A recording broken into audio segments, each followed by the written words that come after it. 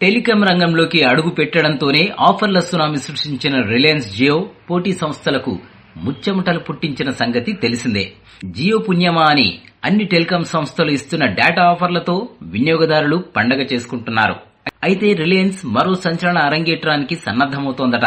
అదేమిటంటే రిలయన్స్ జియో త్వరలోనే digital TV ప్రసార సర్వీసులను లాంచ్ చేయబోతుందట. జియో ఆఫర్ చేయబోతున్న డిటిహెచ్ సర్వీసులు కూడా అత్యంత చౌక ధరల్లో సంచలనాత్మకంగా ఉంటాయట.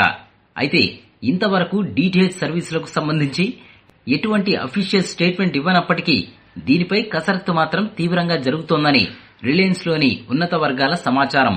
జియో ప్రవేశించిందంటే మార్కెట్లో ఇప్పటికే డిటిహెచ్ సేవలను ఆఫర్ చేస్తున్న Airtel digital TV, dish TV, Tata sky, Videocon DTH వంటి ఆపరేటర్లు తీవ్రమైన పోటీ మార్కెట్ను ఎదుర్కోక తప్పదు.